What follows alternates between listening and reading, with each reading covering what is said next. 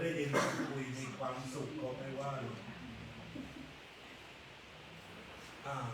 ในแผ่นกล้องมันนิยมยิ้มเก่งๆหน่อยแค่นี้โลกนี้จะได้สบายหน่อยโดนเผาไป64 จุด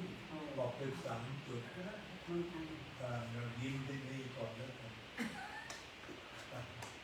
อรหังสัมมาสัมพุทโธภะคะวะพระผู้มีพระภาคเจ้าเป็นพระอรหันต์ดับเพลิงกิเลสเพลิงทุกข์สิ้นเชิงตรัสรู้ชอบได้โดยพระองค์เองพุทธังภคะวันตังอภิวาเทมิข้าพเจ้าอภิวาทพระผู้มีพระภาคเจ้าผู้รู้ผู้ตื่นผู้เบิกบานสวากขาโตอะระหะโตธัมโม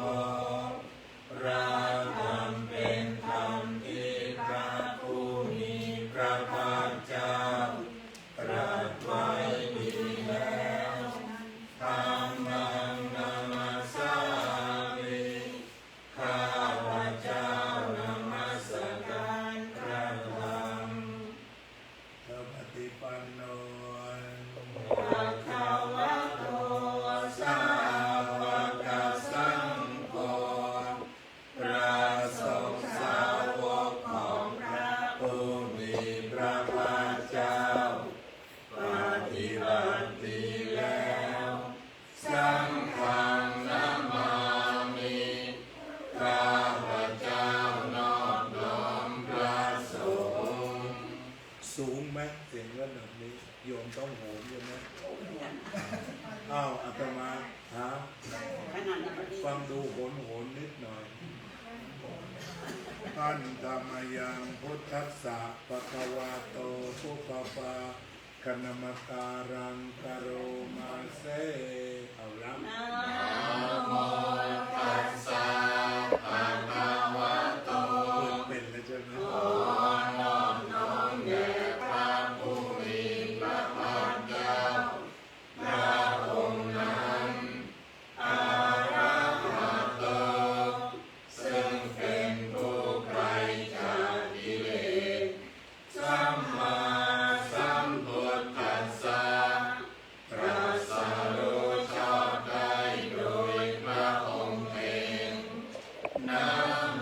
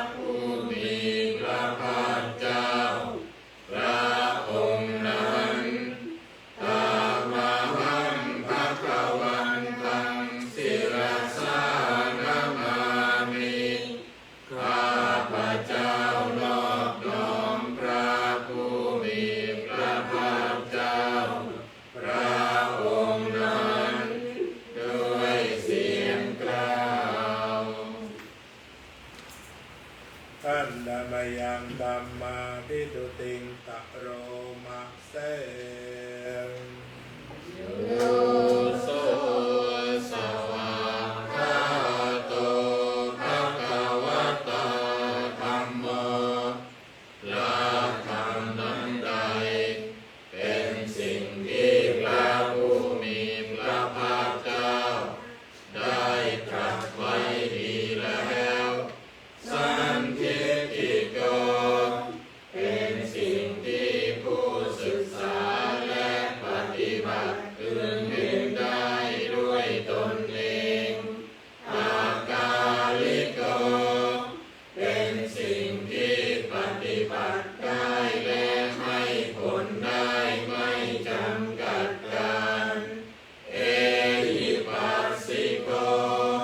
เป็นสิ่งที่ควรกล่าวกับผู้อื่นว่าท่านจงมาดูเถิดโอปานายิโกเป็นสิ่งที่ควรน้อมเข้ามาใส่ตัวปัจจัตตังเวทิตาโพวิญโยวิเป็นสิ่งที่ผู้รู้ก็รู้ได้เฉพาะตนกามหังธัมมังอภิปูชยามิข้าพเจ้าบูชาอย่างยิ่งเฉพาะพระธรรมนั้นกามหังธัมมังศิรสานะมามิข้าพเจ้านอบน้อมพระธรรมนั้นด้วยเสียงกล่าวท่านธรรมยังสังฆาภิตุติงกโรมะเสโยโสสุปฏิปันโนภะคะวะโตสาวกสังโฆสงฆ์สาวกของพระผู้มีพระภาคเจ้านั้นผู้ใดปฏิบัติดีแล้วอุชุปฏิปันโนภะคะวะโตสาวกสังโฆสงฆ์สาวกของพระผู้มีพระภาคเจ้าผู้ใดปฏิบัติตรงแล้วยายาปฏิปันโนภะคะวะโตสาวกสังโฆสงฆ์สาวกของพระผู้มีพระภาคเจ้าผู้ใดปฏิบัติเพื่อรู้ธรรมเป็นเครื่องออกจากทุกข์แล้วสามีจิปฏิปันโนภะคะวะโตสาวกสังโฆสงฆ์สาวกของพระผู้มีพระภาคเจ้าผู้ใดปฏิบัติสมควรแล้วยาทิท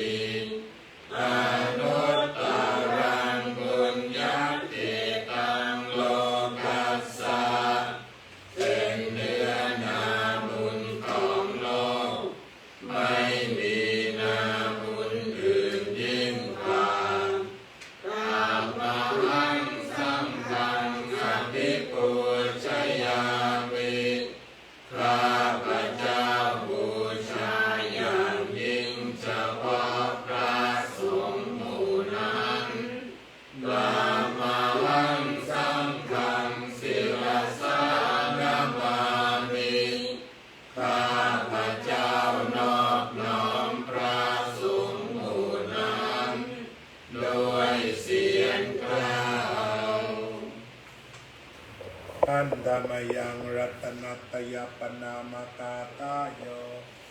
เจวาสังเวกะปริกิตนาปาทัญจะปนามาเสพ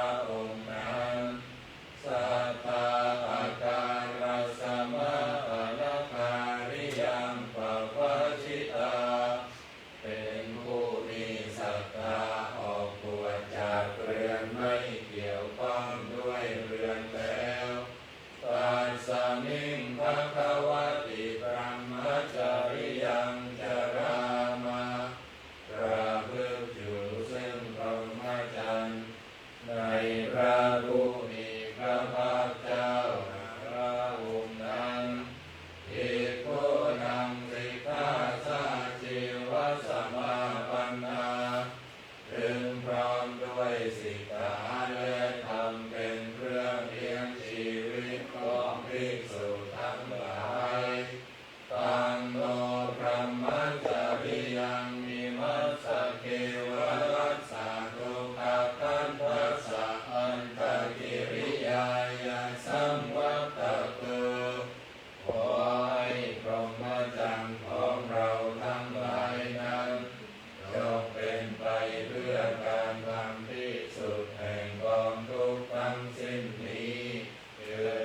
ดทีละปรินิพพุตังปิตังภะคะวันตังสารนังคัจฉาเราทั้งหลายพูดถึงแล้วซึ่งพระผู้มีพระภาคเจ้าแม้ปรินิพพานนานแล้วพระองค์นั้นเป็นสารณะธรรมันจะสัมพันธ์จาถึงพระธรรมด้วยถึงพระสงฆ์ด้วยตัสสะภะคะวะโตสาวกนังยะถาสติยะถาพลังมนัสสิกาโรมะอนุปฏิปัชฌามะจะทำในใจอยู่ปฏิบัติตามอยู่ซึ่งคำสั่งสอนของพระผู้มีพระภาคเจ้านั้นตามสติกำลังสาสานโนปฏิปติขอให้ความปฏิบัตินั้นของเราทั้งหลายอิมัสสะเกวรัสสะทุกขคันธัสสะอันตกิริยายาสังวัตตุจงเป็นไปเพื่อการทำที่สุดแห่งกองทุกข์ทั้งสิ้นนี้เถิด เปิดไปหน้า36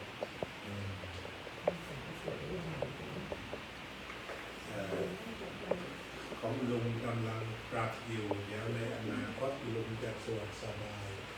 ตอนนี้ยังไม่เข้าปกติลองสักครู่เดียวเดี๋ยวจะเสร็จแล้วลุงจะได้สวดร้องเหมือนกับพวกเรา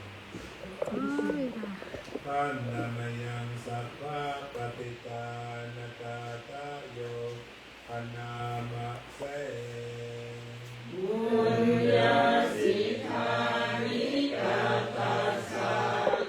ญาณัญญานิกาตานิเมเตสัญจภาทิโนโหนตุสัตตานันทาปมานกาสัตว์ทั้งหลายไม่มีที่สุดไม่มีประมาณจงมีส่วนแห่งบุญที่ข้าพเจ้าได้ทำในบัดนี้และแห่งบุญอื่นที่ได้ทำไว้ก่อนแล้วยะติยาคุณวันตาจาไมหังมาตาปิตาทะโยทิฏฐามิตาปยาทิฏฐาวาอันเย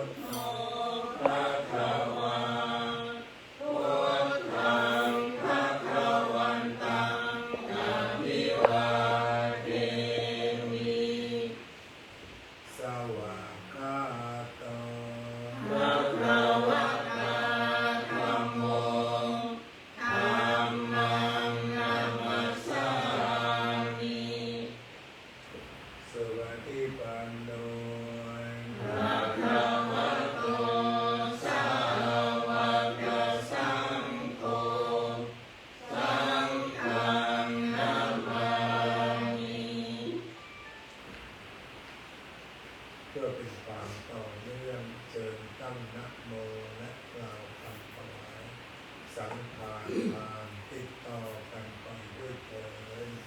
นะโมตัสสะภะคะวะโตอะระหะโตสัมมาสัมพุทธัสสะ นะโม นะโมตัสสะภะคะวะโตอะระหะโตสัมมาสัมพุทธัสสะนะโมตัสสะภะคะวะโตอะระหะโตสัมมาสัมพุทธัสสะอิมานิมายังพันเตภัตตานิสัพปริวารานิภิกขุสังคัสสะโอโน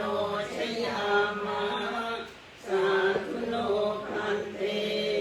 ภิกขุสังโฆอิมานิภัตตานิ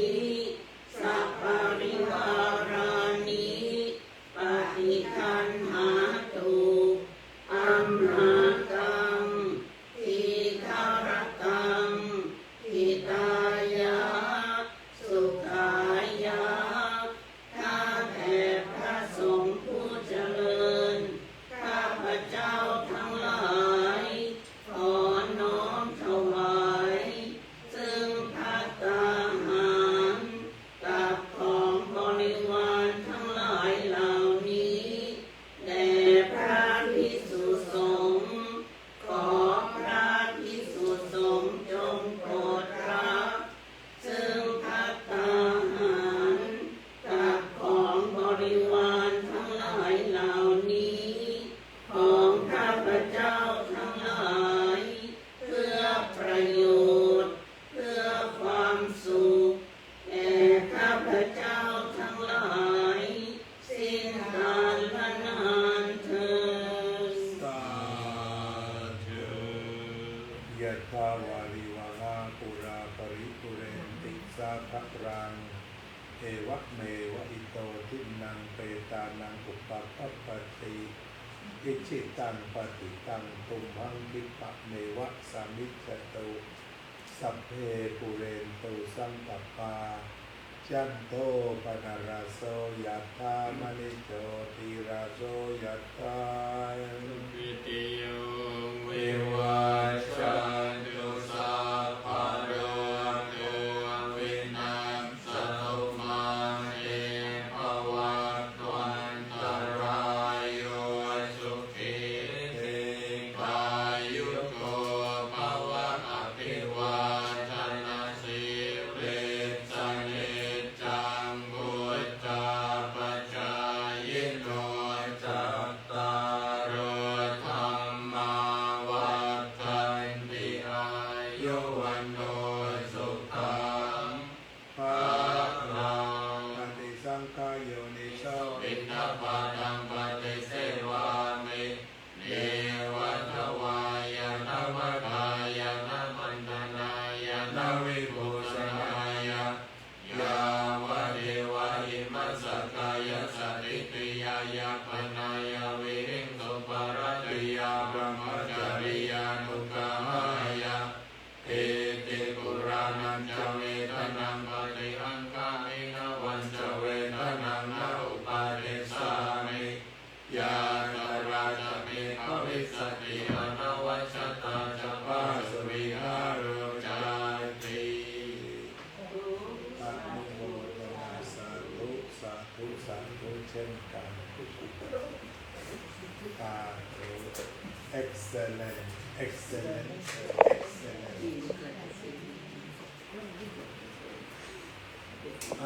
พี่น้องทางประเทศไทยส่งนอนนะ